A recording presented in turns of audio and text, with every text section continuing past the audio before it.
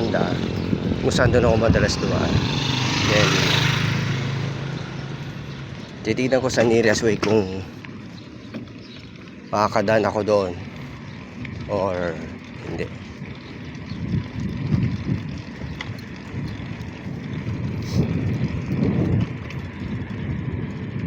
Baka kasi mas mapapalayo na naman ako ng madadaanan eh. Pero sana makakadaan ako.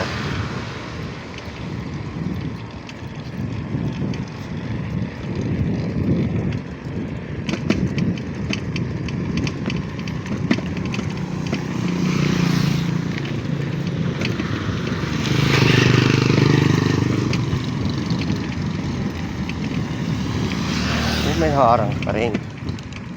May harang.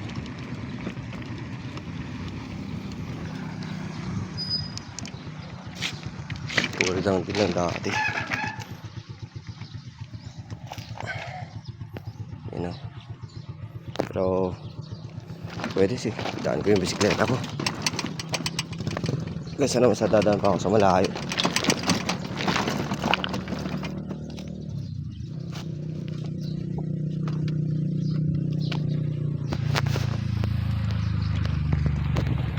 Grabe naman.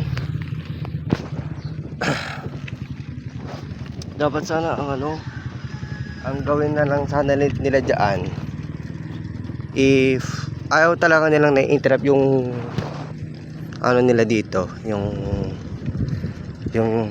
ginagawa nila dito sa kalsada na yan. Di ko alam kung basta kung ano man yung ginagawa nila dyan, kung ayaw na lang ma-interrupt yan, sana na lang dito gumawa sana sila ng tamang signage. Kasi sa ganun harang lang. Yan, paano kaya pag nagkalat yung mga doon, ibang mga materialis nila, di kawawa naman yung mga sasakyan dumaraan. Paano pagka naplatan pa yung mga doon, di kawawa naman. Tapos pag halimbawa dito sarado, ay doon bukas, tapos dito sarado, o di kawawa naman yung mga umasang sasakyan na na dadaan dito, kasi nearest way to para sa sa iba't ibang ruta. Kasi kung dadaan pa sila sa main road naman, kasi hindi naman na kasi ganong maganda yung daanan.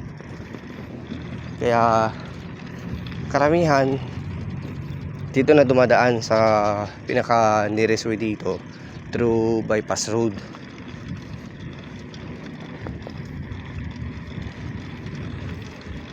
Kaya sana lagyan na lang nila ng proper signage. Temporary road close, sorry for inconvenience. At least maliwanag at malinaw din na talagang hindi na muna makakadaan ang mga any kinds of vehicle. Tapos pagkatapos ng project, edi kahit tanggalin nila. Ganoon lang naman kasi kasimple. So di ba, yan lang muna sa ngayon. Ingat na lang po tayong lahat.